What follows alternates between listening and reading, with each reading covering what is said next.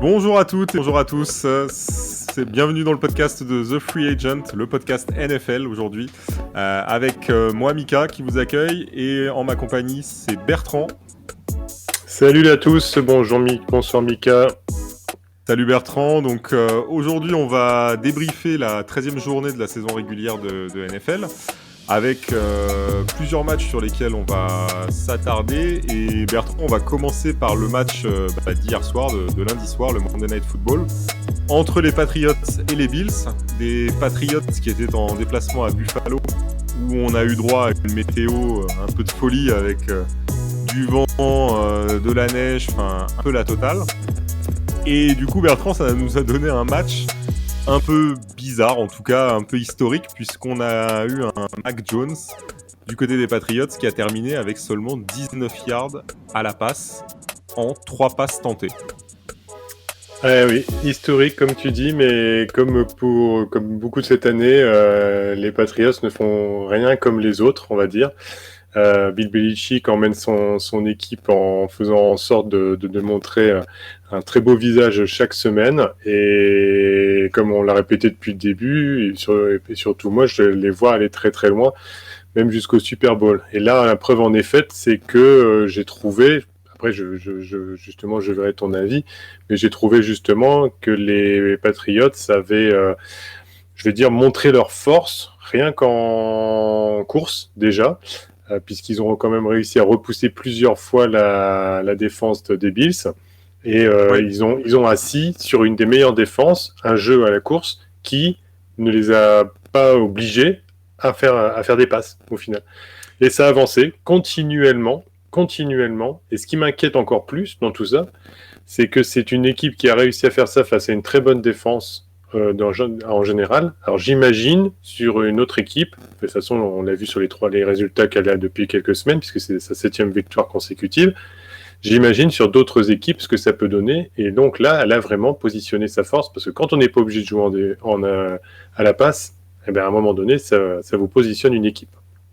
Alors, de toute façon, il y a une chose, enfin pour moi il y a deux choses importantes. La première, c'est que le choix fait hier était essentiellement lié à la météo. C'est vrai qu'il y a eu une météo un peu de folie du côté de Buffalo. Maintenant, c'est vrai que ce sera pas le cas tout le temps, mais en même temps, on a vu que cette année, les Patriots, c'est pas une équipe qui lance beaucoup le ballon. D'ailleurs, on en avait déjà parlé dans une précédente émission. On avait parlé de Mac Jones et il a dépassé les 300 yards qu'une seule fois cette saison. Que deux fois, pardon. 2 fois cette saison. Le reste, il a toujours été en dessous des 300 et voire à plusieurs reprises en dessous des 200 yards. Donc ce qui fait que, effectivement, comme tu l'as dit, ils peuvent quelque part se passer de lancer le ballon. Parce que hier, ils ont montré qu'ils avaient un duo de running back avec Damian Harris et Ramondre Stevenson, qui est juste exceptionnel. Enfin, en tout cas, ils font le job et ça fonctionne. Donc, c'est vrai que c'est intéressant parce que ça n'a pas toujours été le jeu des Patriots du temps de Brady. Et c'est une évolution dans leur jeu, mais qui a l'air de très très bien leur convenir, en tout cas pour l'instant. Il y avait toujours un équilibre chez les Patriots au niveau passe et course, même si effectivement c'était vraiment orienté passe Tom Brady métronome, je fais courte, longue, semi-longue et j'arrive quand même à avancer. Mais là c'est vrai qu'il Bill Belichick est quand même avec son équipe autour de lui, hein, évidemment, hein, je parle des coordinateurs offensifs et autres, arrive à faire quand même quelque chose chaque année de différent et à renouveler son équipe pour l'adapter à la situation qui l'optimise au mieux, entre guillemets. Ça veut dire, j'ai tel joueur, j'ai tel point faible peut-être, mais malgré tout, moi j'arrive à faire ça et à avancer et à avoir des résultats. Voilà, donc c'est quand même assez impressionnant. On sent une équipe soudée, on le voit bien sur l'attitude des joueurs. Globalement, il y avait rien à dire. Le plan a fonctionné à la perfection. On est fort à la course, on va vous pilonner là-dessus, et puis ça va finir par passer. Et c'est vrai que en regardant le match, on s'est dit mais quand vont-ils passer ? quand vont-ils passer? C'était quand même Jamais, du coup. impressionnant. Ah ouais, non mais Au incroyable. final, ouais, c'était assez fou et c'est vrai que au final ça a payé puisque certes d'un côté les Patriots ont quand même placé 222 yards à course et 14 points, mais le plus important, tu l'as dit tout à l'heure, c'est la défense, puisque la défense n'a encaissé que 10 points quand tu joues les Bills chez eux, c'est quand même un exploit. Et en plus, ils ont limité Josh Allen à 145 yards, à 50% de passes complétées. Donc, non, ils ont fait un très gros match défensif. Et d'ailleurs, alors j'ai vu, c'est Matthew Judon qui a d'ailleurs lancé une petite blague à l'attention de Mac Jones en disant il n'y a pas besoin de le féliciter parce qu'il a rien fait du match à part donner le ballon à ses running backs. Donc, il n'y a pas besoin de féliciter Mac Jones. C'est la défense qui a tout fait et lui, il est là pour passer le ballon au running back. Et c'est un peu vrai parce qu'au final, c'est ce qui s'est passé, quoi. Évidemment, c'est une boutade, bienvenue entre coéquipiers. Bon, pour le coup, ce qu'il faut dire aussi, c'est que les Patriots ont très très peu de joueurs absents dans leur escouade offensive ou défensive. En tout cas, des joueurs majeurs, on va dire, Oui. globalement. Ils ont Dante Tower, ils ont Kyron Nutt, J.C. Jackson qui a fait une prestation encore très remarquable. David McCourty, enfin bon, je peux compter même Matthew Judon évidemment, qui lui le roi du sac dans son équipe. Donc globalement, tous les voyants sautent au vert, hein, et surtout par rapport à d'autres équipes,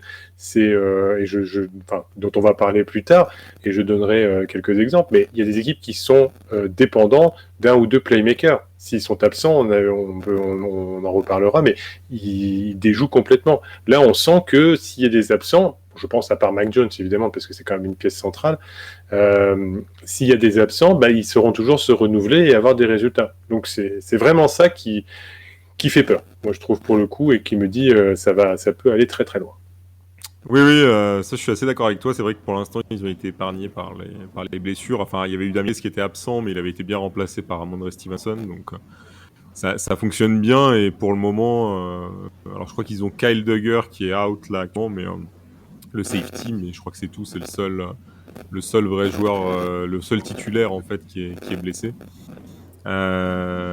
Mais après, alors il y a quand même une chose qu'il faut aussi souligner parce que quelque part la forme aussi des Patriots, c'est un peu une habitude du côté de Bill Belichick. Là, ils ont enchaîné donc 7 victoires consécutives.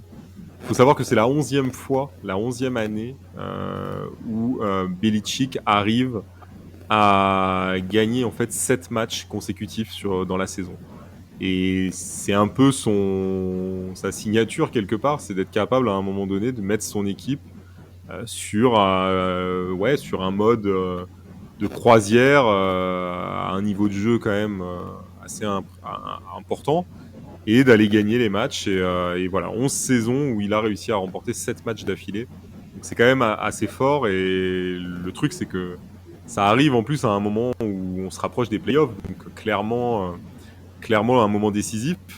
D'ailleurs, en parlant de ça, les Patriots vont partir en bye week là, la semaine prochaine, pardon. Est-ce que tu penses que c'est quelque chose qui pourrait casser un peu leur dynamique actuelle, ou au contraire, qui va leur donner le repos nécessaire pour attaquer les 4 derniers matchs de saison et les playoffs? Alors historiquement, ça aurait été intéressant justement de se dire tiens, comment gère Bill Belichick et son équipe les bye week et en sortie de bye week.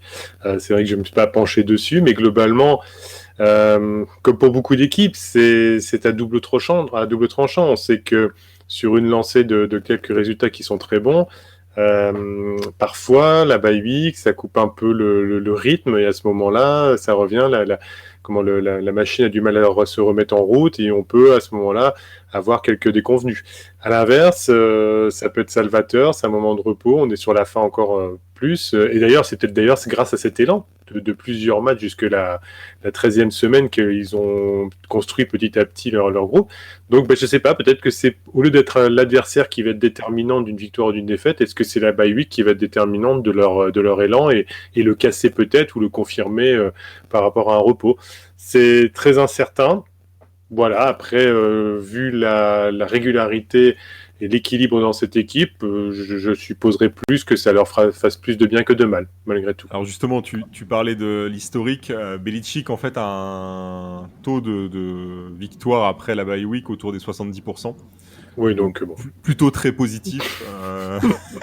Et effectivement très inquiétant pour la fin de saison pour les adversaires parce que bon là ils vont revenir, ils vont aller à Indianapolis et ensuite ils rejouent les Colts mais cette fois à la maison. Pardon les Bills cette fois à la maison. Donc deux gros matchs aussi et ils termineront sur Jacksonville et Miami qui sont des matchs quand même plus tranquilles. Donc ouais ça va être très intéressant parce qu'en plus on a vu que toutes les équipes n'ont pas vécu des retours de bye week très serein cette année, ça a été assez compliqué. Donc on va voir comment il le gère, mais oui ça va être à mon avis un moment très décisif pour cette équipe pour justement aborder la fin de saison et les playoffs. Oui, bah, cette équipe, de toute façon, elle a construit toute sa saison sur un équilibre. Au Trent Brown, heureusement qu'il est là quand même. Hein, malgré tout, ça a été quand même un apport au moment où il est revenu dans la saison qui a été, Ouais. je pense, encore plus décisif. Et puis après, ils ont construit leur effectif intelligemment grâce avec sur Bourne, sur Kendrick Bourne, Hunter Henry. Enfin voilà, tout a été fait dans la justesse. C'est impressionnant. Il y a d'autres équipes qui devraient prendre exemple. Hein. Je pense aux Giants. Je pense à d'autres équipes qui mériteraient de se dire mais voilà copions un peu ça parce que c'est voilà je porte pas forcément les Patriots dans mon cœur mais pour le coup là ils m'impressionnent. Ouais, moi ce qui m'impressionne c'est cette rapidité à remettre un effectif compétitif depuis le départ de Brady. Alors il n'y avait pas une équipe, l'équipe tournait pas que autour de Brady, hein. Il y avait évidemment d'autres bons joueurs autour, mais c'est vrai qu'après la saison dernière qu'on avait vue, on était un petit peu inquiet pour eux et là en un été, ils vont chercher le rookie qu'il fallait, enfin les rookies qu'il fallait, parce que Stevenson fait un super boulot à la course. Ils ont renforcé avec des joueurs comme Hunter Henry, comme tu disais, qui ont vraiment apporté quelque chose. Et moi particulièrement, celui que j'adore, c'est Kyle Van Noy, qui pour moi, c'est un monstre défensif et un pilier, Ouais. très expérimenté en plus. Donc c'est vrai que les choix ont été très bons. Alors c'est facile, hein, une fois que ça marche, de dire super choix. Mais vraiment, je pense que dans la démarche de Belichick et de son staff, il y a un vrai travail. Les autres travaillent pas, mais il y a un vrai travail il y a une vraie philosophie et on va chercher les joueurs qui correspondent à cette philosophie, plus que d'aller chercher des noms ou des joueurs qui ont une hype énorme autour d'eux.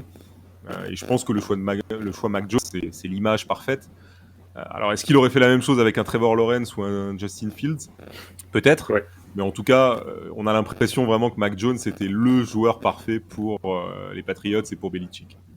Oui, bah le petit gringalet à la Tom Brady quand il a été drafté, on ne croit pas en lui forcément. Bon, même si a priori, il a vu sa position de draft, il avait plus de talent, on va dire, a priori, hein, puisque quand on connaît la carrière de Tom Brady maintenant. Mais effectivement, il colle bien au système, il fait pas de vagues, il force pas, il fait même les bonnes passes pour toutes les courses, parce que quelquefois on pourrait très bien avoir des loupés. Oui. Enfin, voilà quoi, tout. Ça a l'air d'être tellement facile que ça en devient même, je dis moi, inquiétant, parce que pour les autres équipes surtout, parce qu'il va falloir se les farcir par la suite sur les playoffs, hein. Ça c'est certain. C'est clair, et en plus, il y a aussi un point qui va être important, c'est l'avantage terrain. Le calendrier des matchs plus tranquilles. Là, aujourd'hui, ils sont leaders donc, de la DFC. Ils n'aillent pas chercher le first seed et qu'ils aient l'avantage du terrain. Et aller jouer à New England en hiver, compliqué pour beaucoup d'équipes. Oui, parce qu'en plus, on voit bien qu'ils ont très bien réussi à la course sur ce match-là. Donc, ils pourraient réitérer le même genre de match, même s'il y a des conditions apocalyptiques. Et en plus, là, on voit bien, les appuis sont plus les mêmes, les maillots glissent, les plaquages se loupent. Et donc, Damien Harris et Stevenson, là, ils peuvent se régaler. Hein. Je vois bien un Ravens Patriot, tu sais, juste à la course, tout le monde qui fait que courir, plus ah ouais, bien sûr, bien sûr. Et là, on reviendrait sur les années 80, le football américain des années 80, quand on disait mort, et au final, qu'on pourrait retrouver. Hein. Non, mais Ah là, je crois que c'est même le football américain des années 50, là, carrément. Ouais, carrément, c'est ça. Comme Vince Lombardi. Exactement, ouais, exactement. Bah, en tout cas, on verra, mais c'est une équipe qui est bien lancée pour cette fin de saison et dont il faudra vraiment se méfier sur ces playoffs parce que clairement, aujourd'hui, la question ne se pose plus. Ce sont de vrais contenders pour le Super Bowl. Je pense Oui, que oui. c'est très clair. Bah, je les ai donnés gagnants, même au Super Bowl, donc on verra bien si ma prédiction de semaine 8 ira jusqu'au bout. On va voir si ça Voilà, tiendra. mais je suis très mauvais sur les matchs à regarder pour qu'il y ait du spectacle, mais peut-être que sur Ah, la si t'as le vainqueur du prédiction Super Bowl, Super c'est bon, Bowl, ça. On pardonnera pour les matchs. j'aurais dû mettre un petit billet en semaine 8 là-dessus, hein, si ça allait jusqu'au bout, ça aurait C'est été bien vrai. dommage. Voilà. C'est vrai, c'est vrai. Ouais, petite remarque quand même, on n'a pas parlé du tout des Bills, hein, parce qu'on voit que les Patriots ont éclipsé complètement les Bills, hein, on peut le dire Oui. de cette façon-là. Bon, eux, ils ont globalement essayé de jouer à la passe, en essayant de poser un jeu au sol avec Singletary, mais on sentait bien que la machine en défense des Patriots a annihilé pratiquement toute tentative. Et puis, ça a fini comme ça devait finir. Alors, on a vu un petit peu plus Stephen Diggs et Emmanuel Sanders. Bon, maintenant, c'est la supériorité des Patriots était trop importante.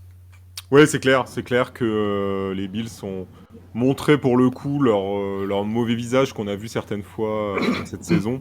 Et bon, 10 points, il n'y a pas grand-chose à dire. C'est vrai que défensivement, ils ont à peu près tenu. 14 points encaissés, c'est pas non plus une montagne, mais par contre, ils n'ont pas été capables de produire devant du jeu et de marquer des points. Donc ça se termine en défaite. Mais pour terminer là-dessus, et ce qui montre quand même bien toute l'intelligence de cette franchise des Patriots, c'est ce qui m'a justement dit, je me suis dit, ah là, ils sont quand même forts, c'est que Bill Belichick s'est dit, bon, on a un temps épouvantable, les kickers, le vent, je suis pas certain. Première action, premier touchdown, il tente une conversion à 2 points. Voilà. Ouais, Voilà, c'est ça. enfin, voilà, ça veut tout dire. Ça veut tout dire. Alors le vent aussi était très très très important et je pense qu'il savait qu'au pied, très compliqué. Mais il a eu cette intelligence de jeu à ce moment-là, de C'est dire, exactement. pas attendre de dire, allez, on met que le kicker comme d'habitude, il va tenter, et puis non, allez, on y va à 2 points, ils sont sûrs de leur force, et ça, c'est impressionnant. À Green Bay, on aurait envoyé Crosby, tu vois, pour Ouais, c'est tenter la ça. transformation. On va parler d'une autre équipe, Bertrand, une équipe qui, elle, revient bien, mais qui n'a pas encore convaincu à 100%. C'est les Chiefs. Ils recevaient donc les Broncos ce dimanche. Les Chiefs ont gagné 22-9. Mais par contre, pour l'instant, ça confirme ce qu'on a vu les dernières semaines, c'est-à-dire que les Chiefs ont récupéré leur défense, mais pas encore leur attaque. Comment tu vois ces Chiefs d'un Mahomes qui a lancé aucun touchdown et qui ont vraiment eu du mal en attaque à produire leur jeu habituel? Je vois c'est-à-dire que quand j'ai regardé le match dans son entièreté, globalement, je me suis dit, même si l'attaque n'est pas encore au point où on le souhaiterait qu'elle le soit, par rapport à tout Alors, au le niveau talent. normal, on va dire, parce que c'est Oui, voilà. Ils nous ont habitués à mieux quand même. Exactement. Et on se dit quand même, attention, ça revient tout doucement. Je reprendrai les mots de Tyrann Mathieu qui a dit, il faut pas être performant en octobre, novembre, mais décembre, janvier. Bon, globalement, petit à petit, on sent que ce qui a bien sûr fait la différence, c'est que la défense est revenue. Elle a fait comme la défense des Chiefs que sur les 2 dernières années, c'est-à-dire je plie mais je ne romps pas. Voilà, c'est-à-dire je laisse les yards s'accumuler, mais à un moment donné, je vais créer le turnover qui va permettre de pouvoir avancer. Donc il y a eu turnover et interception. Et le plus beau symbole de tout ça, c'est Sorensen, qui était à la rue depuis des semaines et qui là se réveille avec une interception et des plaquages bien appuyés. Et un touchdown. Et un touchdown, oui. L'interception et un touchdown sur le retour. Donc on a une équipe qui par la dynamique de sa défense, commence également en attaque, où on retrouve des sourires. On a vu Mahomes sourire sur un gros plan parce qu'il s'est dit, bon, moi j'ai raté la passe, mais voilà, il recommence à prendre confiance. Il y a encore des drops, il y a encore des choses qui ne sont pas parfaites, mais moi je me dis que là, la semaine prochaine, la semaine suivante, c'est fort possible qu'on retrouve les Chiefs qu'on a connus auparavant. Tout le monde était au diapason, Williams, Michael Hardman, Kelsey et Hill. Ils ont été discrets dans la performance, mais ils étaient là. Donc, je me dis que je ne pense pas que ce soit qu'un seul coup d'un match et qu'on risque de retrouver sur les prochaines semaines les Chiefs comme on les a connus. Alors justement, Kansas City, ils ont un calendrier qui va être assez costaud parce qu'ils reçoivent les Raiders, ils vont à Los Angeles jouer les Chargers, et ensuite ils ont Pittsburgh, Cincinnati, Denver encore. Donc gros calendrier avec quand même des gros clients en face. Alors moi, ce que je trouve intéressant, c'est que ça va nous donner vraiment le vrai niveau de cette équipe avant les playoffs. Je pense que là, on va vraiment voir s'ils sont de retour, parce que là, ils ont enchaîné 5 victoires, mais on verra, à mon avis, avec ces confrontations-là, si l'alchimie revient vraiment comme on a connu. Maintenant, Bertrand, est-ce que tu penses que ces Chiefs, en version 2021, ont une vraie chance pour le Super Bowl ? Disons qu'en fait, c'est par rapport aux équipes de l'AFC. C'est-à-dire que là, à l'heure actuelle, on a donc les Ravens qui sont premiers de division, mais qui ont plutôt des résultats un peu qui les plombent, on va dire petit à petit. Ensuite, mes souvenirs sont bons, on a les Patriots, évidemment. On a également en AFC West Tennessee aussi, qui est Tennessee. Sur 2 défaites. Exactement. Donc c'est-à-dire qu'on a des très bonnes équipes, mais ceux qui performent ou qui étaient premiers de leur division commencent à avoir des faiblesses petit à petit, et eux commencent à monter en puissance. Donc moi je les vois bien être l'équipe qui risque d'être très embêtante à jouer malgré tout si leur bonne forme se confirme de nouveau par rapport aux prestations qu'ils ont. Voilà, moi je le vois bien comme ça. C'est-à-dire que je dirais que ce serait plus à cause des adversaires qui baissent le pied que eux qui remontent de manière trop importante. Ouais, je vois ce que tu veux dire, et en plus, je pense que cette équipe des Chiefs, quand même, il y a du talent, ça c'est clair. Et je pense que c'est là justement l'élément clé, c'est que quand tu as des joueurs comme Mahomes, comme Kelsey, comme Tyreek Hill, comme Tyrann Mathieu, ça peut vraiment débloquer un match. Un de ces joueurs-là peut te débloquer le match et décider qu'à un moment donné, il fait la passe qu'il faut, le touchdown de la réception qu'il faut. Je trouve que ça, c'est hyper important. C'est un peu ce que tu disais tout à l'heure. Certaines équipes manquent de ce type de joueurs, et je pense que ça peut faire la différence, surtout quand on va arriver au moment des playoffs. Justement, j'étais en train de regarder pour les playoffs. Alors les Chiefs, si la saison s'arrêtait aujourd'hui, ils recevraient les Chargers.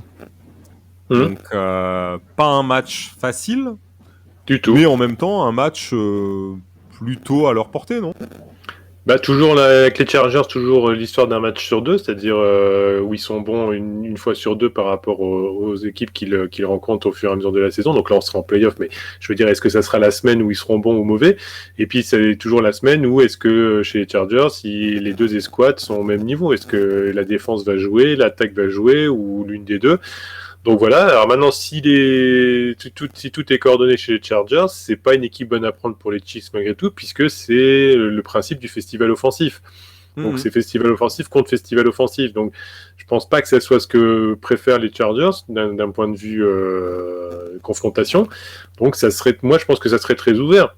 Après, je reste sur une chose importante, c'est qu'il manque également un deuxième receveur, donc vraiment le receveur 2, après Tyreek Hill et puis le Titan Travis Kelce, puisque Pringle et DeMarcus Robinson font le taf, mais n'ont pas l'apport qu'avait Watkins à l'époque où il était là. Donc il manque toujours une solution 2 enfin 3, puisque Travis Kelce est quand même considéré pratiquement entre receveur et Titan, pour pouvoir aller loin. Je pense que c'est un petit manque qu'ils ont de leur côté. Alors oui, ça pourra manquer après. À voir, c'est une problématique qu'on retrouve chez plusieurs équipes. Je pense en l'occurrence aux Packers aussi, qui n'ont que Davante Adams, de receveurs vraiment de calibre top receveur. Donc ça peut effectivement être un problème. Maintenant, c'est vrai que Kelce et Hill sont tellement forts que s'ils sont au niveau, logiquement, ça peut suffire. Oui, c'est sûr. On va passer à une autre franchise et à un autre match qui avait lieu ce week-end. Alors, on va rester en AFC parce qu'on y est depuis tout à l'heure. On va parler de Baltimore, les Ravens, qui étaient premiers de l'AFC avant la 13e journée, qui se déplaçaient sur le terrain de Pittsburgh. Pittsburgh, cette année, c'est une saison un peu... il y a des hauts, il y a des bas. Mais Pittsburgh s'en est sorti, a battu Baltimore d'un petit point et finalement a fait tomber les Ravens de la première place. Alors, ces Ravens, moi, j'ai du mal à vraiment les jauger. Autant ils sont capables de faire des très bons matchs, autant je trouve que par moments ils sont un peu fébriles et inconsistants. Comment toi tu les situes et aujourd'hui ils sont troisième derrière les Titans et les Patriots. Est-ce que finalement c'est ça leur place aujourd'hui en AFC? C'est autour de la 3-4e place de la conférence? Oui, oui, moi pour moi, oui. Enfin, globalement, avec les hauts et les bas qu'ils ont eu, je les mets très bien dans cette position-là. Ils ont toujours l'aspect du jeu qui repose parfois essentiellement sur Jackson, je cherche son prénom. Lamar Jackson. Lamar Jackson. Il y a tellement de Jackson dans ces équipes qu'à un moment donné, on ne sait plus. Voilà. Donc, Lamar Jackson, et même si Davante Freeman revient bien, je trouve, hein, c'est un joueur qui est bien revenu après ses passages chez les Giants et d'autres équipes. Mais bon, mis à part ça, c'est une équipe qui mise beaucoup là-dessus et qui, même si ça s'est un peu amélioré à la passe, malgré tout, encore je pense, des lacunes là-dessus. Donc, ce qui se passe, c'est qu'ils sont, pour moi, bien placés, mais là où je vais mettre un bémol, peut-être qu'on ne sera pas tous d'accord là-dessus, c'est que je pense que les Steelers, malgré tout, c'était par rapport à un coup d'un soir, encore une fois, sur ce match-là. Parce qu'en fait, quand on regarde bien, oui, effectivement, ils ont perdu, mais ils ont perdu sur une tentative à 2 points tentée par Harbaugh, parce que je pense qu'il c'est le genre de personne à faire ça, comme son frère pouvait le faire parfois avec ses équipes, que ce soit les 49ers, Jim Harbaugh. Il tente des coups en se disant, oui, bon, bah là, il y a une prolongation qui se dirige. Rentrer chez lui, du coup. Voilà, oui, se rentrer chez lui ou se dire, je tente le tout pour le tout, moi je joue la gagne. Bon, ça passe pas. Enfin, voilà, je sais pas s'il a acheté ce match-là, et je pense pas, hein, mais ce que je veux dire, c'est qu'il a tenté. Et moi, je pense que c'est plutôt ça qui a remarqué. Je pense pas que je vois pas le retour des Steelers. Big Ben sera toujours Big Ben avec ses problèmes de hanche, et les joueurs manquants du Smith-Schuster seront toujours manquants. Il y a que la défense qui fera le taf, mais par rapport à un autre adversaire, à un moment donné, ça coincera. Donc, je pense que c'était sur un match d'un soir. Lamar Jackson s'est pas caché derrière d'autres joueurs. Il a s'est pointé du doigt en disant que c'était de sa faute sur les 4 interceptions. Voilà, il y a eu une défense étouffante de la part des Steelers, mais je pense pas que ça soit le retour des Steelers. Moi, je pense quand même qu'ils s'écraseront sur le reste de la saison. Oui, alors je crois pas non plus. Je crois qu'en plus, même si Big Ben a fait un bon match, hein, pour le coup, il a lancé 2 touchdowns, il n'a pas commis d'erreurs majeures, mais je pense qu'effectivement c'était un coup d'un soir. Et par contre, je me dis que peut-être que ce choix justement d'aller jouer la conversion à 2 points pourrait coûter le match aux Ravens, ça c'est sûr, mais potentiellement aussi pourra avoir de l'importance sur l'avantage du terrain à la fin de la saison. On verra. Après, ça ne veut pas dire qu'ils auraient gagné en prolongation, mais peut-être qu'on en reparlera à ce moment-là. Maintenant, c'est vrai que les Steelers ont très bien manœuvré, je trouve, les Ravens. 7 sacs sur Lamar Jackson. Ouais. Une interception lancée, donc il a vraiment souffert. Au-delà des 7 sacs, il y a eu 10 QB hits. Enfin, vraiment, ils lui ont mis une grosse pression. Et cette équipe des Ravens, j'ai l'impression que beaucoup de franchises commencent à voir comment les jouer. Je me rappelle que Miami, quand ils ont relancé leur série de victoires, là, sur leur série de 5 victoires, leur deuxième victoire, ils l'ont acquise contre Baltimore. Et je ne sais pas si tu te souviens, mais c'est le soir où donc on avait parlé avec le compte Miami Dolphins FR de la défense en blitz de Miami. Oui. Et ce soir-là, ils étaient revenus justement au blitz, et c'est ce qui a gêné énormément Baltimore et Lamar Jackson. Et là, hier, quand on voit la pression qui a été mise sur lui, on s'aperçoit que voilà, c'est quelque chose qu'ils ont du mal à gérer du côté de Baltimore. Et je m'attends à ce que beaucoup de franchises commencent à utiliser ça. Ça va être assez intéressant parce que dans les matchs qui restent pour Baltimore, il y a Cleveland Donc il y a une ligne défensive qui est plutôt pas mal. Il y a Green Bay, il y a Cincinnati, il y a les Rams aussi qui ont une ligne défensive, alors qu'il doit encore faire ses preuves avec Von Miller, mais c'est quand même, il y a du et ils rejoueront Pittsburgh. Donc on verra si quels résultats vont sortir de tout ça et surtout comment les défenses vont jouer Baltimore. Mais je pense qu'en tout cas il y aura des changements sur la manière d'aborder ces matchs-là pour les défenses adverses. Je pense qu'ils vont beaucoup plus tenter de mettre la pression sur Lamar Jackson. Ah mais là, de toute façon, là pour le coup, voilà, je suis tout à fait d'accord avec toi. C'est un élément qui vient se rajouter en plus. Et pour le coup, oui, les équipes ont très bien, à mon avis, analysé le jeu des Ravens. Et en plus, ils avaient montré, comme je disais tout à l'heure, de belles progressions à la passe. On disait même, ah bah, vous voyez, Lamar Jackson n'est pas qu'un quarterback coureur. Mais là, ils retournent dans leur travers. Et je pense bien, tu as raison à 100%, que à mon avis, les équipes se sont adaptées par rapport à ça. Et c'était peut-être pas le bon match pour Jan Harbaugh de faire une tentative de conversion à 2 points sur un match de division. C'est vrai qu'il aurait peut-être dû réfléchir et le faire sur un match qui n'est pas forcément de division face à un adversaire, pas dire lambda, mais où il y a moins d'importance. Donc on verra bien s'ils vont pas effectivement le regretter. Mais il risque d'avoir des difficultés sur les prochains matchs si les équipes s'adaptent. Tout à fait. On verra en tout cas, on verra comment Baltimore va aborder tous ces matchs parce que c'est quand même que des gros adversaires, donc ça va être intéressant aussi de voir comment ils se sortent de tout ça.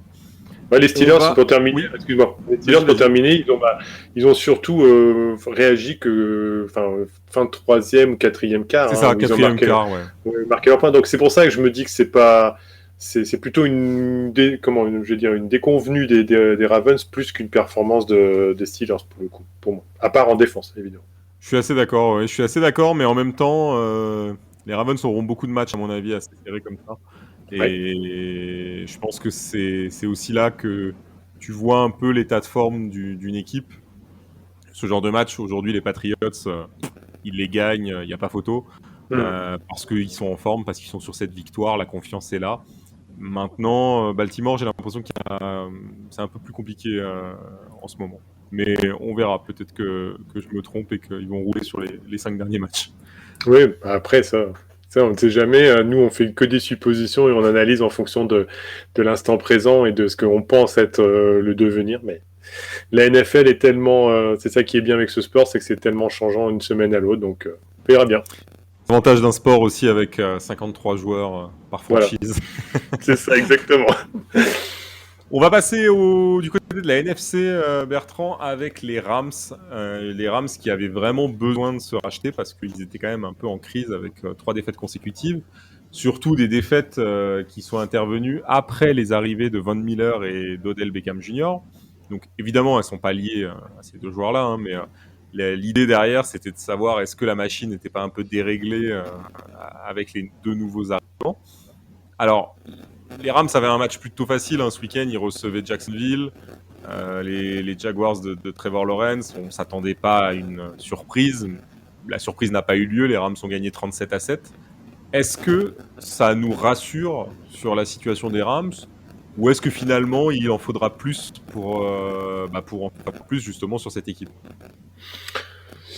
Moi, je pense qu'il en faudra plus, puisqu'effectivement, je vais juste te dire l'intitulé que j'avais sur ce match-là, pas de surprise. Vas-y. Voilà, donc, pas de surprise, ça veut dire pour moi, voilà, on savait qu'il devait normalement arriver, on avait dit que ce serait une catastrophe industrielle s'il l'avait loupé, donc pas de surprise, ça a été fait comme ça devait être fait. Voilà, donc ça c'est une chose. Mais non, il faudra le match de la semaine prochaine pour pouvoir asseoir un peu cette victoire parce que oui, quel match d'ailleurs. Mais parce que pour le moment, malgré les performances d'Obeji où ce n'est que 2 réceptions pour 28 yards et un touchdown, donc il les a mis, c'est bien, il a mis son touchdown, mais pour le coup ça montre pas l'extraordinaire. Kupp qui a fait son travail, 8 réceptions, 129 yards d'un TD. Voilà, Stafford, tout a roulé globalement, ça a été une journée de travail normale pour les Rams. Donc c'est pas là-dessus que, à mon avis, on doit se forger notre opinion, je pense. Les Jaguars, ils ont autorisé que 198 yards au total sur le match. Les Rams, c'est 418 yards au total sur le match. Voilà, bon, c'est le double. Je pense qu'il n'y a pas d'autre chose à dire. Non, il faut attendre la semaine prochaine.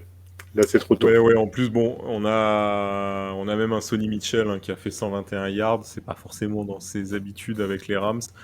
C'est vrai que la défense des Jaguars a été complètement prise de tous les côtés.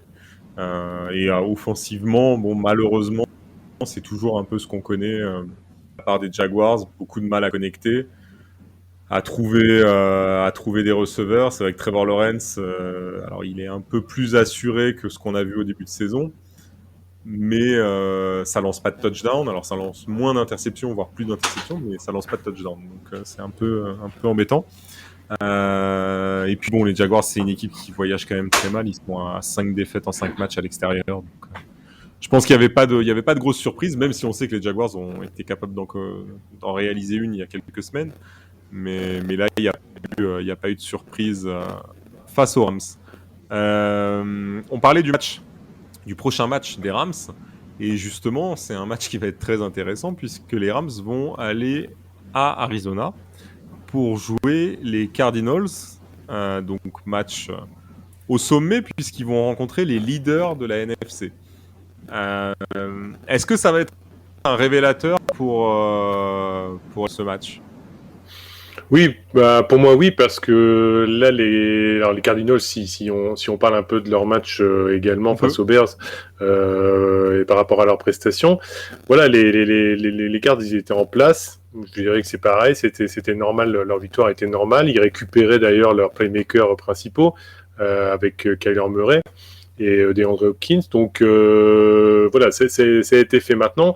Ils ont aussi, la victoire des Cards, ça s'est beaucoup joué aussi sur ce que leur a donné les Bears. C'est-à-dire que on a eu beaucoup trop d'opportunités de ballons. Et donc au final, vu qu'il y a le talent nécessaire pour gagner, avec James Conner également en plus, ça a déroulé. Donc ça a déroulé. Donc après, il faudra voir dans une confrontation qui va être un peu plus équilibrée avec force en puissance, en puissance, d'un côté défensif et offensif, ce que ça va donner sur tout un match. Donc je suis très curieux de ce match justement.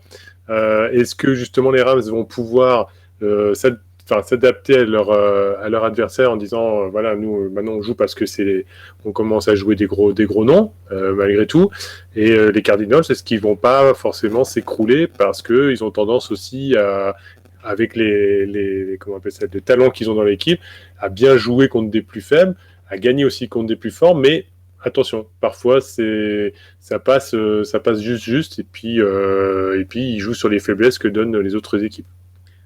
Ouais, alors là, pour le coup, c'est vrai qu'ils ont eu des opportunités, puisque Andy Dalton a lancé 4 interceptions. Donc forcément, ça laisse pas mal de possibilités pour l'attaque derrière. Malgré tout, ils ont gagné que de 11 points. Alors on aurait pu s'attendre à une victoire un peu plus large avec les 4 interceptions de Dalton. Mais il y a quand même eu 3 touchdowns pour les Bears, donc on va dire qu'ils ont limité la casse. Ouais. Maintenant, côté Cardinals, donc effectivement, on va jouer les Rams. Je pense que ça va être un match quand même un peu décisif déjà pour la première place en NFC. Et en plus, comme tu le disais, c'est vrai que les Cardinals, alors on les a vus perdre contre Green Bay dans un moment où Green Bay était privé de Davante Adams. Donc on s'y attendait pas trop.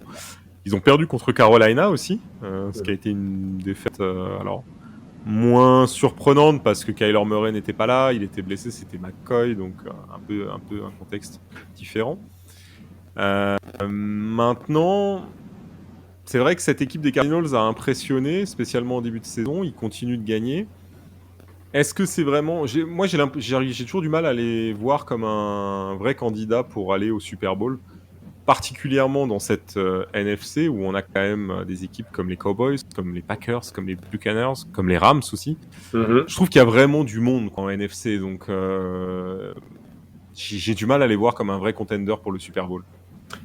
Ce qui se passe avec les Cardinals, c'est qu'ils ont toujours cette comment on appelle ça, étiquette ou identité d'équipe qui, pendant la saison régulière, avec les joueurs qu'ils arrivent à faire venir, puisque à chaque fois on dit mais mince, par exemple J.J. Watt il signe chez eux, DeAndre Hopkins il signe chez eux, L.J. Brown il signe chez eux, et ainsi de suite. Donc on se dit bon bah voilà, ils prennent des gros noms, mais à chaque fois, on va pas dire que ça choque, mais ça ne suit pas au final au moment où où ça devient décisif entre guillemets. C'est-à-dire que ça fait chaud Ils durant ont la perdu saison Watt en régulière. plus cette année. Ouais.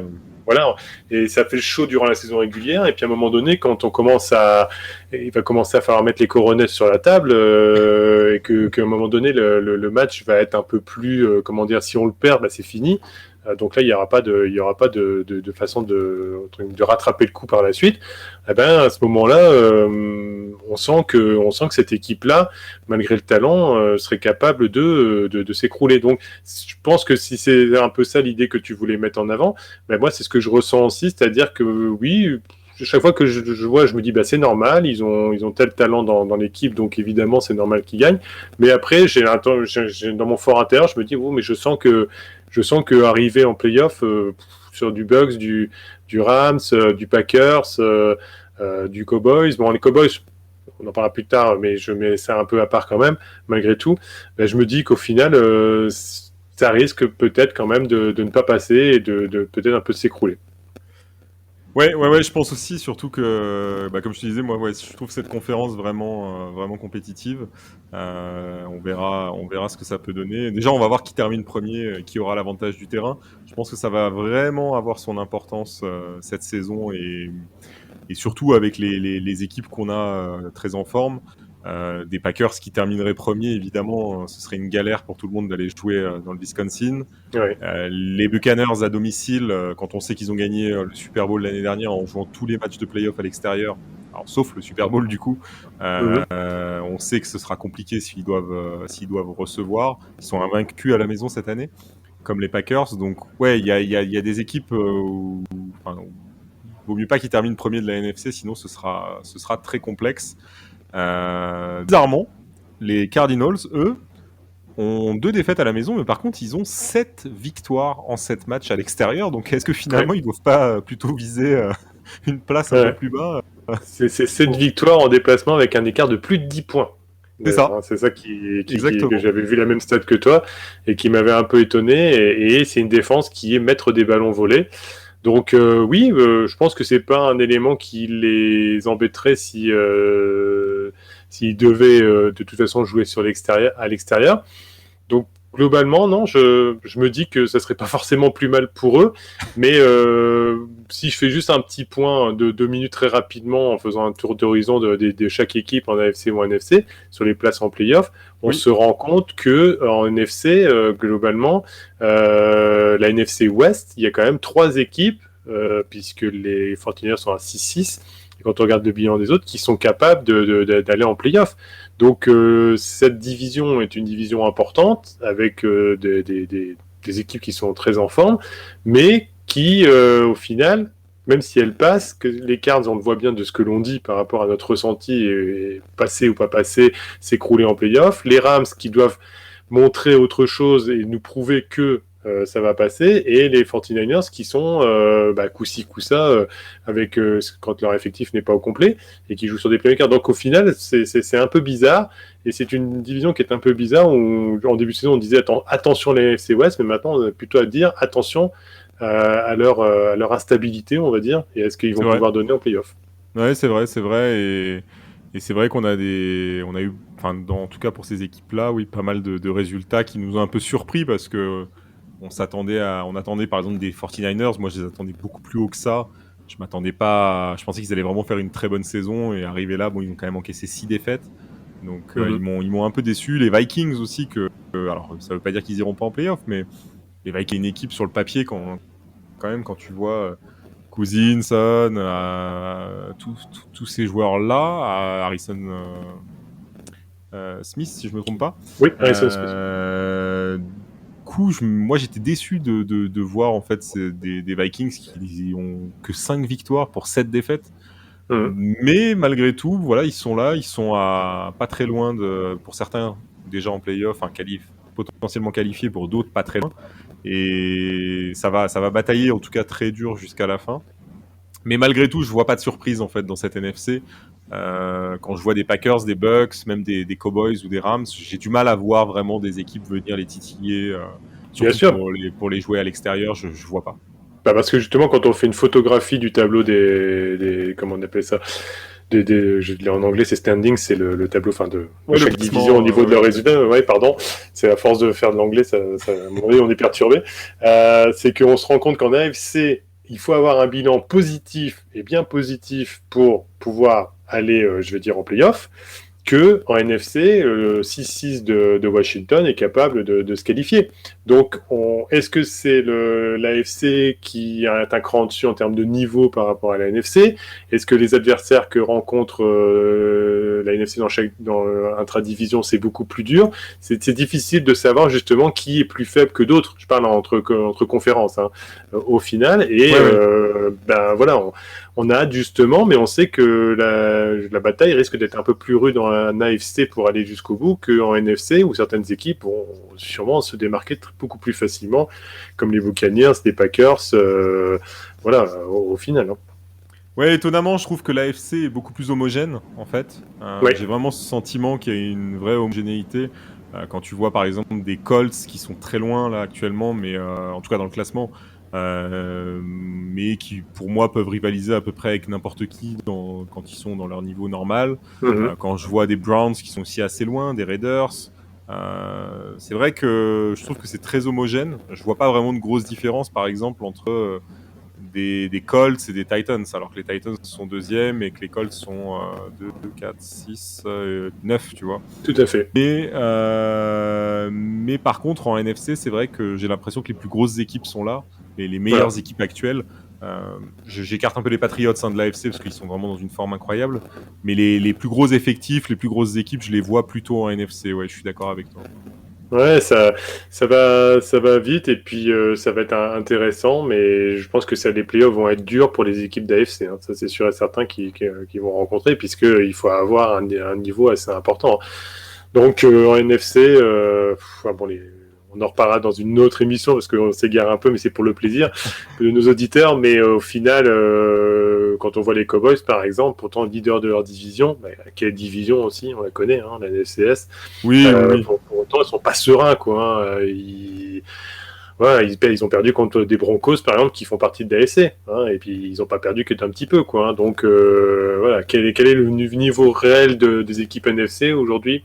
À part certaines qui sortent vraiment du lot, attention, ça Et peut... ce qui est marrant dans ce que tu dis, c'est que là, si tu regardes, tu retrouves en fait une photo des playoffs qui est assez originale.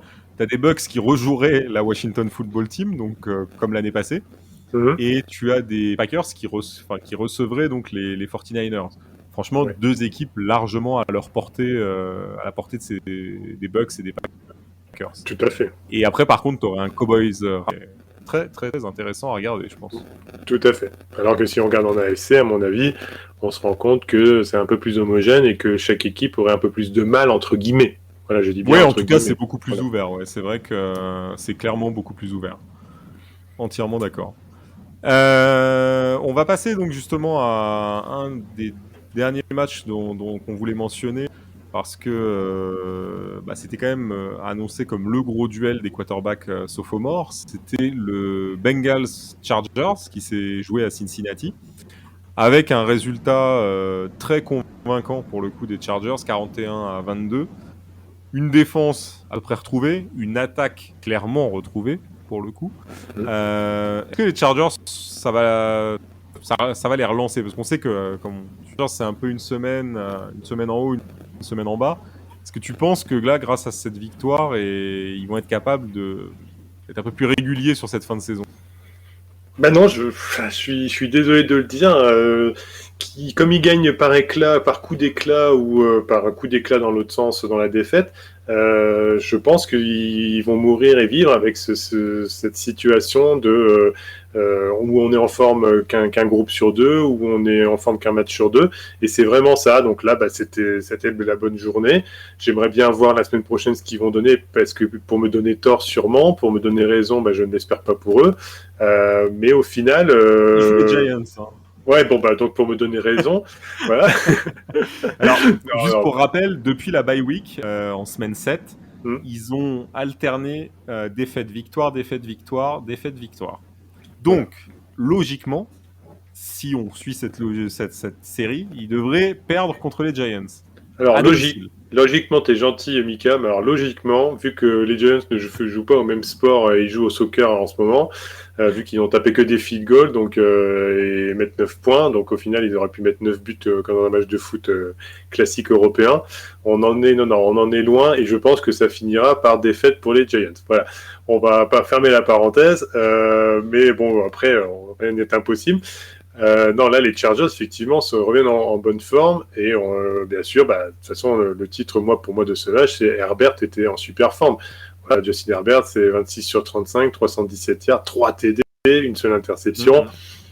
Bon, le message est clair. Hein. En face, ça n'a pas mérité non plus. Joe Burrow, 24 sur 40, 300 yards, un touchdown, 2 interceptions et un touchdown au sol. Donc un touchdown à la passe et un touchdown au sol par lui-même. Donc voilà, c'était un match justement qu'on attendait sur deux quarterbacks sophomores. On n'a pas, même si moi j'avais annoncé que ça allait être le match à suivre également, là je me suis pas trompé puisque de toute façon on pouvait pas se tromper sur celui-là. Et puis surtout, il était spectaculaire parce que les turnovers, il y a eu 2 fumbles provoqués, une interception de chaque côté de la même façon. Donc c'était plaisant à voir. En fait, c'était un match qui était plaisant à voir au final. Après, je pense que les Bengals étaient tout aussi méritants. Mais bon, là, c'était un très bon jour pour les Chargers, donc ils se sont fait un peu dépasser par les événements. Ouais, je suis assez d'accord et on l'avait dit avant le match dans l'émission Tailgate, on avait dit que pour que les Chargers gagnent, il y avait 2 clés, c'était retrouver le Herbert des grands jours et que la défense tienne le coup face aux Bengals où tu as quand même Joe Burrow, Joe Mixon, Jamar Chase, T. Higgins, donc il y a quand même du monde. Pour le coup, c'est ce qui s'est passé. Hein. Ils ont surperformé en attaque et la défense a été plutôt solide, donc très bien.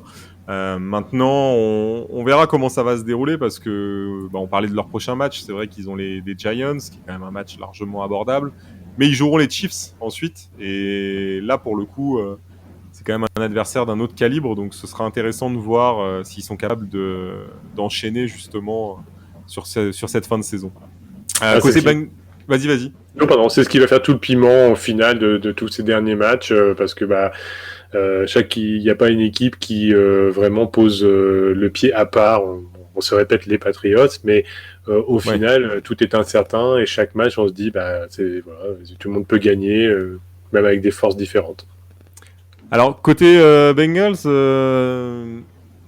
un petit peu déçu, moi, de mon côté, parce que c'est vrai que je m'attendais à un match quand même déjà un peu plus serré. Je pensais pas qu'il y aurait un tel écart à la fin de la rencontre. Et Joe Burrow, je le trouve quand même assez fébrile par moment. Il a des choix, des fois, qui sont un peu douteux. Je me rappelle du match contre les Packers, pareil, où il avait fait certains choix. Alors, tant mieux pour les Packers, mais qui je trouve un peu douteux, en fait. Et c'est ce qui lui cause souvent, d'ailleurs, les interceptions. Alors, à savoir qu'en plus, il a subi pas mal de pression. Il a été saqué 6 fois. Et les Chargers ont réalisé 11 QB hits, donc ils l'ont vraiment pas lâché de la rencontre. Mais c'est vrai que par moment, j'attends un peu plus de lui quand même. C'est-à-dire que moi, je lui donnerais le bénéfice de doute sur ce match-là, puisque il s'est quand même blessé au petit doigt à un moment donné, et c'était quand même assez grave. Donc, assez grave. C'est-à-dire que ça pouvait quand même, on voyait bien qu'il souffrait pas mal. Donc là-dessus, moi, je lui donne le bénéfice du doute sur ce match-là, parce qu'il y a toujours la connexion avec Jamar Chase qui est là. Donc, au final, je pense qu'ils ont peut-être pas suffisamment joué sur Joe Mixon, puisqu'on sait qu'ils sont forts à la course et qu'il y avait cette petite faiblesse du côté des Chargers par rapport à ça. Donc j'ai l'impression qu'il s'est un peu emballé sur l'aspect, le coordinateur offensif s'est emballé sur l'aspect jeu offensif et que le match appelait à un jeu offensif. C'était un peu le festival des passes dans tous les sens. Donc ils auraient peut-être dû insister là-dessus. Voilà, et après, ils ont quand même T. Higgins qui a encore fait un bon match également. Et puis, ils ont une défense qui est quand même relativement équilibrée dans son ensemble, jeune mais équilibrée. Donc, non, je n'irai pas. Je comprends ce que tu veux dire. Après, je ne vais pas acheter comme on dit, je vais pas acheter le bébé avec l'eau du bain, hein, globalement, pour les Bengals. Et puis, au final, me dire que voilà, c'était un loupé là. Je pense qu'il y a moyen de rattraper. Et d'ailleurs, dans notre tailgate de lundi, si mes souvenirs sont bons, on avait tous demandé sur la FC Nord qui on voyait. Et on a quand même le nom des Bengals est revenu en tête de la division. Donc c'est bien qu'au final, c'était pas une journée avec. Ça ira peut-être le prochain match. Oui, non, après, encore une fois, attention, je trouve que Joe Burrow est un excellent quarterback et pour moi, il est vraiment amené à être un des futurs grands dans la ligue. Si évidemment, autour de lui, on arrive à lui donner les armes nécessaires et l'équipe nécessaire. Mais non, simplement, par moment, je le trouve un peu. Je trouve qu'il fait pas les bons choix. Contrairement à un Herbert que je trouve un peu plus métronome de ce côté-là. Je parlerai pas de Mac Jones parce que pour le coup, il est dans un jeu vraiment particulier. Mais c'est vrai que oui, parfois je le trouve un peu fébrile. Je pense qu'avec l'âge aussi, ça changera. On se rappelle que Aaron Rodgers lançait lui aussi des interceptions en début de carrière et qu'aujourd'hui, il en lance que 4-5 par saison. Donc ça viendra aussi, il n'y a pas de souci. On a balayé en tout cas pas mal de matchs, Bertrand. Je ne sais pas s'il y a une franchise sur laquelle tu voulais revenir et t'attarder. M'attarder, non, mais si après on peut. Les petites choses qu'on doit retenir, c'est la première victoire des Lions, mais bon, on en a reparlé, on va pas revenir dessus. Exactement. Bon, après, c'est sous des circonstances bien spécifiques, c'est plus un choke des Vikings que réellement une grosse victoire des Lions, même si Jared Goff, il s'est rappelé au bon souvenir de sa place de draft et qu'il a fait un dernier drive mémorable. Voilà, après les Giants. Le temps de Seattle aussi, qui a été. Oui, voilà. Enfin. Le Seattle's 49ers, qui en fait, pareil, la défense a plié mais n'a pas rompu. Il nous a créé quelques turnovers également. Je pense que aussi pour les 49ers, l'absence de Fred Warner et Deebo Samuel ont été préjudiciables plus qu'on ne le pense dans leur système. Oui. Et qu'ils ont forcé sur un jeu qui n'était pas le leur globalement. Mais franchement, là, c'est un loupé pour les 49ers parce que les Seahawks ont quand même fait encore beaucoup d'erreurs, des fumbles, des punts, des drops, des field goals manqués, enfin, j'en passais des meilleurs. Et là, ils ont laissé une opportunité aux Seahawks de gagner. Donc, c'est un peu de leur faute. Et puis, pour terminer, je vais terminer en apothéose, bien sûr, sur nos amis les Giants qui, comme je le disais, on va pas trop s'attarder, mais ne jouent plus le même sport que les autres. Donc, voilà, ils sont à leur place, c'est là où ils devaient être. Donc, les Dolphins n'ont pas eu forcé le talent pour gagner. Voilà. Quand même des Giants, ils étaient privés de leur quarterback Daniel Jones. C'est Mike Glennon qui était sur le terrain, donc qui a fait un match vraiment pas terrible. Il a lancé aucun touchdown, il a envoyé une interception. Il a fait ce qu'il a pu, Glennon. Mais c'est vrai que je pense que un des points quand même central des Giants, c'est un des points centraux, c'est aussi ce jeu de course en fait qui a du mal à revenir. Je veux dire avec un Saquon Barkley qui est plus le Saquon Barkley qu'on a connu. Et je pense que ça pèse aussi sur cette attaque parce que ça complexifie aussi la diversité des actions. Là, il a cumulé 55 yards. Bon. Booker en a ajouté 36 et tu passes même pas les 100 yards à la course. Quand tu possèdes un joueur comme Barkley dans ton effectif, c'est un peu dommage. Je pense que ça pénalise cette équipe des Giants parce que du coup ils en deviennent un peu trop prévisibles. Et bon, sans Jones, très franchement, je pense que là, c'est une vraie problématique. C'est que s'il n'est pas là. Et puis ça va pas s'arranger, puisqu'il y a a priori son problème de nuque est quand même, confirmé. Il devrait durer. Donc je pense que c'est une saison à oublier de nouveau pour les Giants. Et puis voilà. Après, ça serait trop loin à expliquer tout ça, mais il y a beaucoup de choses qui doivent être mises en question et à revoir, la ligne offensive. Voilà. Après, moi, je vais parler d'un rival de division que je porte pas dans mon cœur, mais que j'ai trouvé qui a fait quand même une belle prestation. Sont les Eagles qui ont fait un match aussi qui était assez amusant puisque chaque action menait à un touchdown. Avec des deux côtés d'ailleurs, que ce soit des Eagles ou des Jets, ils ont tous adoré faire ça, c'est-à-dire je drive, je marque, de l'autre côté je drive, je marque et ainsi de suite. Donc puis avec le moustachu Gardner Minshew qui a ce que j'allais dire, voilà. Quand même il faut souligner le retour de Gardner Minshew qui a fait un très bon match en plus. 20 sur 25, 242 yards, 2 touchdowns, voilà, c'est très bien. Et Zach Wilson est bien revenu aussi. Maintenant, les Jets, je suis malheureux à dire, hein, mais ils n'ont pas le niveau pour maintenir même des équipes moyennes. Donc, la défaite n'est pas imméritée. Puis alors, bien sûr, pour terminer en beauté également, hein, le Texan Colts. Alors là, moi, j'ai mis no comment. Hein. Voilà. Les Colts qui gagnent 31-0 et qui sont baladés dans la rencontre. Il n'y avait rien en face de toute façon. Exactement. Donc, même si Taylor a essayé, ça n'a pas suffi. Je reviens juste sur un aussi. Tu parlais des Giants. On n'a pas parlé de leurs adversaires du soir, les Dolphins, qui du coup ont quand même remporté leur 5e match d'affilée. Quand tu sais qu'ils avaient enchaîné 6 défaites consécutives, c'est plutôt une bonne nouvelle pour eux. Et ce qui est très marrant en fait, c'est qu'ils partent là en bye week et quand ils reviennent, ils auront les Jets, les Saints, donc quand même 2 équipes largement à leur portée. Et on pourrait les retrouver à 2 journées de la fin de la saison, à 8-7 comme bilan. Ouais. Donc je trouve que c'est paradoxal pour une équipe qui était quand même pas très bien pendant tout ce début de saison. Et on sent qu'ils ont retrouvé leur défense. On sent aussi que Tagovailoa commence à s'affirmer au poste de quarterback et c'est marrant en fait de les voir là. Je pense pas qu'ils seraient capables de gagner les 5 matchs là qu'ils ont gagnés. Donc c'est assez intéressant. On verra contre les Jets de Zach Wilson. Oui, c'est une discussion que j'avais eue avec Charles justement par rapport à tout ça, c'est qu'il me confirmait que dans ce sport, il y avait quand même des équipes qui se démarquaient assez facilement au football américain, et donc, mais là, on se rend compte que cette année, c'est une belle histoire aussi des Dolphins qui, t'as le droit de dire, Brian Flores est à la porte, ses joueurs l'ont lâché. Et puis, revers de situation, 5 victoires, ils adaptent un read pass option pour Tua Tagovailoa. Lui se montre un peu plus. Davante Parker fait les jeux qu'il faut. Jalen Waddle, alors on espère pour lui, aussi, on espère pour lui, là a priori il y a une news qui est tombée qu'il y aurait une petite blessure et que ce serait pas un peu plus grave que prévu, mais enfin ce ne sont que pour le moment des suppositions, donc on va pas affirmer, mais que effectivement il est là. Gesicki également. Tout le monde est au diapason. Il n'y a qu'une défense avec Xavier Howard qui d'ailleurs fait sa 26e interception de sa carrière, donc pour le coup. Donc on a vraiment un groupe qui devient équilibré et puis qui partait de rien et qui d'un coup, comme une belle histoire, peut-être la qualification en play-off et puis sur un match, on ne sait jamais. On verra en tout cas.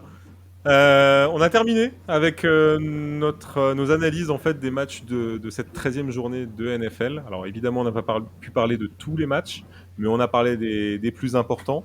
On se retrouvera dès jeudi pour notre émission en live Tailgate. D'ici là, on a tous nos petits copains de The Free Agent qui animent toute la semaine avec d'autres émissions, d'autres podcasts, Crosscheck, Step Back, le podcast sur le football universitaire. Il y a vraiment énormément de contenu sur le site aussi. Donc n'hésitez pas à nous retrouver, que ce soit sur Twitch, sur YouTube ou sur le site. Bertrand, merci beaucoup pour toutes ces analyses et ces analyses très pertinentes. Merci à toi surtout parce que on le dit, tout ça se prépare, c'est du boulot et surtout quand on anime, donc franchement merci à toi.